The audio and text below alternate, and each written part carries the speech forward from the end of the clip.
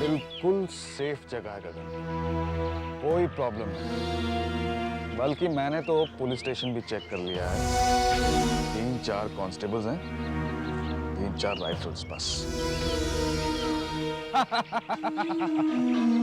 हाँ जी, मैं वो संपत परिवार के साथ, संपत, हाँ जी, अरे बहुत ही बढ़िया फैमिली है, बहुत ही इज्जतदार फैमिली है और सारे गगनपुर इन पर विश्वास करते हैं। हाँ जी। अब मैं उनके पापा के दोस्त का बेटा जो हूँ, हाँ जी, अरे शक की कोई गुंजाइश ही नहीं है। हाँ। अच्छा जी, बस अब रखता हूँ, बिल बढ़ गया। ओके जी, थैंक यू। संपत परिवार के पास 3-4 राइफल है, सारा गगनपुर जानता है। ओए, क्या बोल रहा था? STD, FG, HISD।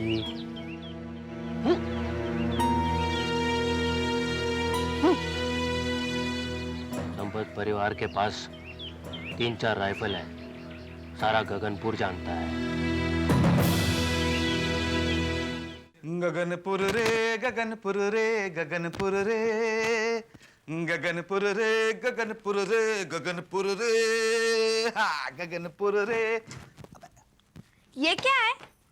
ओह, वो मैं हाथ वाथ कभी देखता हूँ ना, कभी कभार। किसी को इम्प्रेस करने का सबसे आसान तरीका हाथ देखना।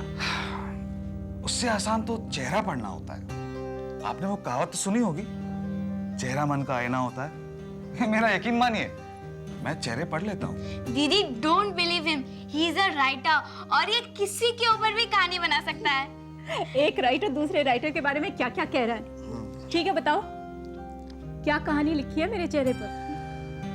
एक ऐसी कहानी जिसमें दर्द है, यादें हैं, मौत भी शामिल है शायद। किसी के खो जाने के साथ साथ एक ऐसी प्रेम कहानी जो पूरी नहीं हुई है। दीदी मैंने नहीं बताया।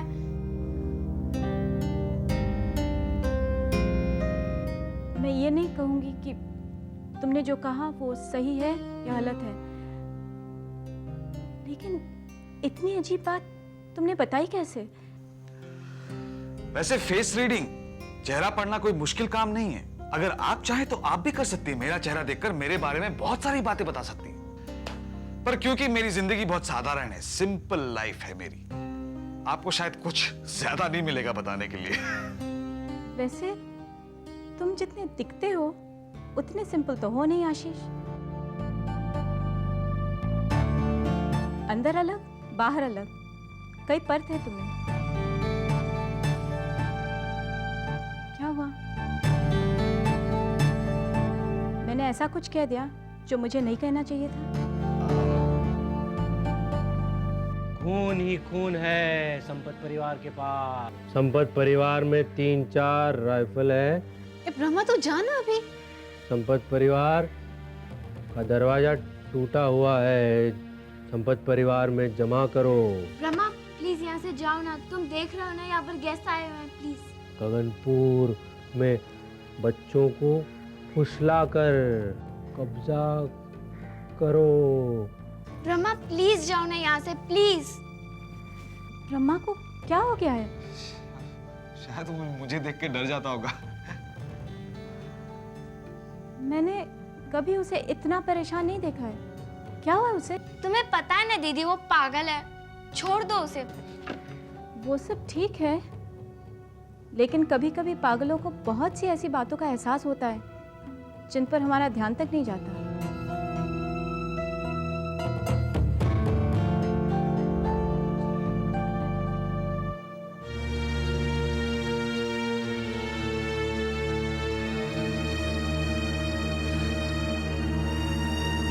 गगनपुर रे, गगनपुर रे, गगनपुर रे, गगनपुर रे। सुप्रिया, मैं अक्सर सोचता हूँ कि मुझ जैसे नाकामयाब इंसान के साथ तुम कैसे रह रही हो। मुझे छोड़ क्यों नहीं देती हो तुम? करण, अपने आप पर इतना रहम मत खाओ, क्योंकि तुम जो दिखा रहे हो ना वैसे तुम हो नहीं। तुम तो एक ऐसे आदमी हो जो अपनी नाकामी पर हंसता है। अपनी हार को एक मजेदार कहानी बना के पेश करता है, यहाँ तक कि अपने दिवालियेपन को भी एक एडवेंचर के तौर पे लेता है। सुप्रिया, जिंदगी भर इतने ताने मारने के बजाय अगर तुम मुझे थोड़ी सी सपोर्ट देती ना, तो शायद मैं इतना नाकामयाब नहीं होता। मतलब थोड़ी सी सिंपैथी भी अगर तुम मुझे देती तो अच्छा होता। सिंपैथी? और तुम जैसे आदमी से जो जिंदगी से कुछ पाना ही नहीं चाहता, जिसकी कोई रीढ़ की हड्डी नहीं हो, नो बैकबोन, नो एम्बिशन। ठीक है ना, इसलिए तो तुम्हारी जरूरत है। मेरे पास कोई बैकबोन नहीं है, लेकिन तुमको देखकर तो ऐसा लगता है कि तुम्हारे पास दो बैकबोन है ना? करण, ताने मारना तुम्हें शोभा नहीं देता। ऐसा कौन सा तीर मार लिया तुमने अपनी जिंदगी में? तुम अपनी लाइफ में ना कुछ कर पाए हो, ना ही कुछ करना चाहते हो। अरे तुम्हारी औकात तो दरवाजे के बाहर पड़ी पायदान के बराबर है। ओह, पायदान। अच्छा है, अच्छा है। पर जानती हो, पायदान की भी अपनी जरूरत है। मतलब जूते चप्पलों के गंदगी साफ करने के लिए, जैसे तुम अपनी गंदगी मुझ पर साफ करती हो। बहुत बोलने लगे हो करण आजकल तुम। बस बहुत हो गया, बहुत सह लिया इतने साल। डोंट वरी डार्लिंग, मैं अब ऐसी बेवकूफी नहीं करूंगा, आई प्रॉमिस यू। फिर वही कहानी, फिर वही नाटक। देखो करण, कान खोल के सुन लो, इस बार तुम स्ट्रॉबेरी की खेती करो, चाहे गगनपुर में कंपाउंडर की नौकरी। अगर अब तुमने कोई गड़बड़ी की ना, तो मैं तुम्हें छोड़कर चली जाऊंगी। लग्न मंडप में मैंने तुम्हारे साथ मरते दम तक प्यार करने की कसम खाई थी, वो मैं करूंगी, लेकिन साथ मरने की कसम नहीं खाई थी, और वो भी इस तरह तिल तिल कर मरने की। You know, you make me sick. मुझे लगता है कि तुम धीरे धीरे पागल होती जा रही हो। पागल हो रही हूं ना मैं पागल हो रही हूं ना? गेट आउट, आई से गेट आउट। क्या कहा तुमने? मैंने कहा गेट आउट।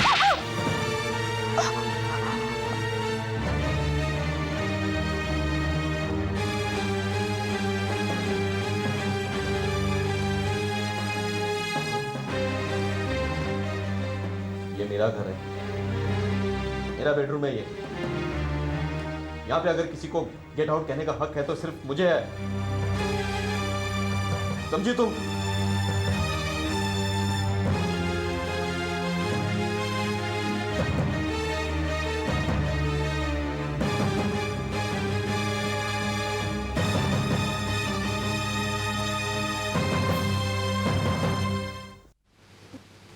बताओ ना। कचरा, तू बहुत ग्रेट डांसर बनेगी। डांसर? शायद तुम मेरे हाथों को मेरे पैरों के साथ कंफ्यूज कर रहे हो। मैं डांसर नहीं, राइटर बनूंगी, राइटर। और यही मेरे हाथों पर लिखा होगा, देखो। हो सकता है कि तुम ठीक हो, लेकिन इसका मतलब ये नहीं कि मैं गलत हूं। तुम जरूर लिखोगी, लेकिन अपने पैरों से। कैसे बेवकूफों जैसी बात कर रही हो तुम आशीष? मैं तुम्हें कितना समझदार समझती थी। अरे भाई, लकीरें पढ़ने में समझदारी का क्या संबंध है, हैं? अरे सीधा सीधा है, it's very simple, it's like reading an open book. अब जैसे कि तुम्हारे हाथ में लिखा है कि तुम्हें अरिथमेटिक्स में 57 मार्क्स मिले। तुम्हें मेरे अरिथमेटिक के मार्क्स कहाँ से पता चले? हाँ, जरूर तुम्हें किसी और ने बताया होगा। सुषमा? नहीं, मैंने कुछ नहीं बताया।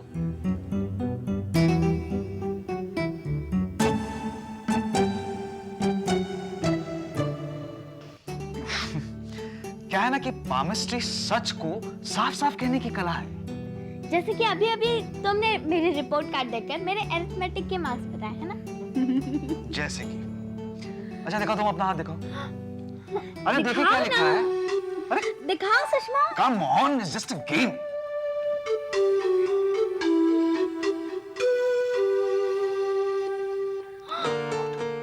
क्या हुआ? ओह गॉड। Anything wrong? देखो, कुछ गड़बड़ हो तो प्लीज मुझे मत बताना। Sushma, relax, it's just a game, है ना आशीष? इट्स जस्ट अ गेम ना। या life is a game sometimes, और ये कब और कैसे खत्म होती है इसे ना जानना ही बेहतर है। गॉड, तो क्या मेरा फ्यूचर इतना खराब है? मत बताना आशीष, प्लीज मत बताना। खराब बातों को ना जानना ही बेहतर होता है। नहीं नहीं बताओ, ये मेरा फ्यूचर है और मुझे जानना चाहिए मेरा फ्यूचर क्या है। तो ठीक है, जल्द ही तुम्हारे लाइफ में एक लड़का आने वाला है। A wonderful boy, but a stranger, एक अजनबी।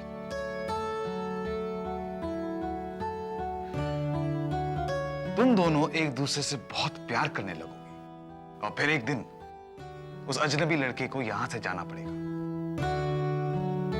और फिर वो वापस लौट के कभी नहीं आएगा। It's a game, Sushma. It's just a game। वो क्यों चला जाएगा एक दिन अचानक और वापस क्यों नहीं आएगा? ये बताने के लिए मुझे तो लड़के का हाथ देखना पड़ेगा भाई। कौन होगा वो लड़का? तुम देखोगी तो खुद ही पहचान लोगी।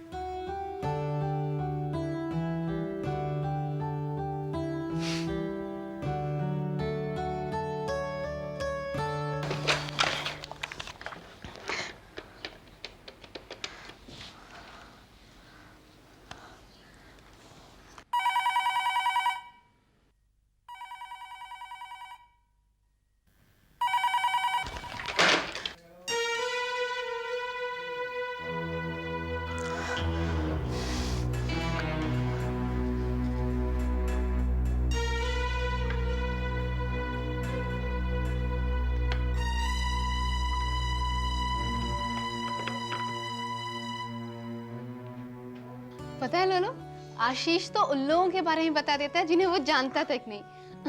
Is very good at it. वैसे आशीष, मैंने पहले कभी किसी को जेब में मैग्नीफाइंग ग्लास लेकर घूमते हुए नहीं देखा। ये सब ना लड़कियों को बेवकूफ बनाने का ही तरीका है। बता सकते हो मेरे हाथ में क्या लिखा है? ओके, जैसा मैंने सोचा था। तुम एक बहुत सेंसिटिव लड़की हो। विल पावर काफी तगड़ी है तुम्हारी। फिर भी एक दिन, और ये तुम्हें खुद नहीं पता होगा, तुम एक ट्रक ड्राइवर के प्यार में पड़ जाओगे। अब आशीष, ये कुछ ज्यादा नहीं हो गया? हाँ? नहीं, तुम तो समझी नहीं। एक सेंसिटिव ट्रक ड्राइवर के प्यार में पड़ जाओगे। लाओ, उसका नाम देखते हैं क्या है।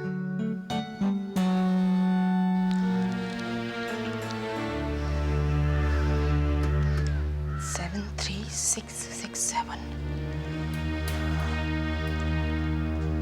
7 3 6 6 7 7 3 6 6 7।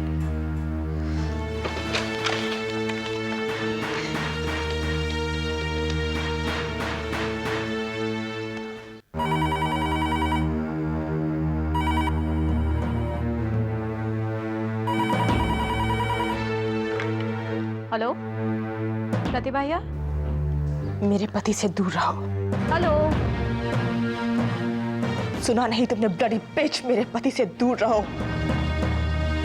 कौन है आप इस तरह मुझसे ऐसे कैसे बात कर सकती हैं आप? कौन है आप? लिसन, मेरी बात कान खोल के सुनो तुम। मेरे पति से दूर रहो, वरना या तो मैं तुम्हें जान से मार डालूंगी या मैं अपने आप को खत्म कर दूंगी।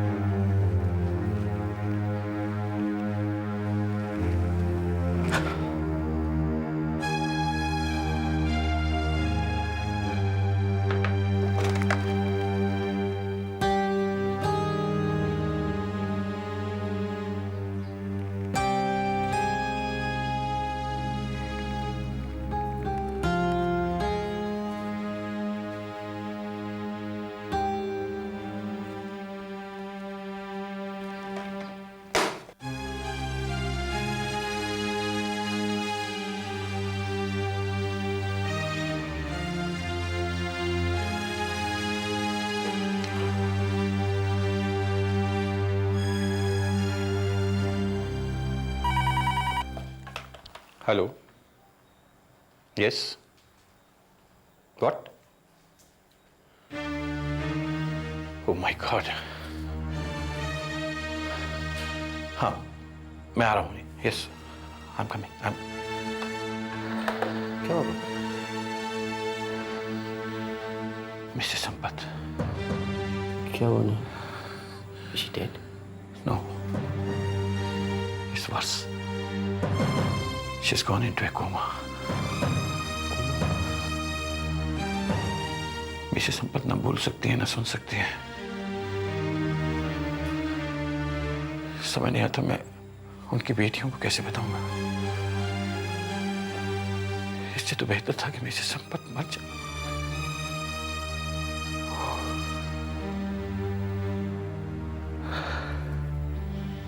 मैंने जगह देख ली है। एक पुराना टूटे दरवाजे वाला कमरा है संपत विला के पास। हम वहां पर हथियार जमा करना शुरू कर सकते हैं। तुम चुप करके मेरी बात सुनो। कोई शक नहीं करेगा हम पर। बकवास कर रख रहा हूं। संपत विला के पास टूटा कमरा, हथियार जमा कर सकते हैं। संपत विला, टूटा दरवाजा, हथियार। ब्रह्मा, ब्रह्मा, ब्रह्मा तो ये क्या बोलता रहता है?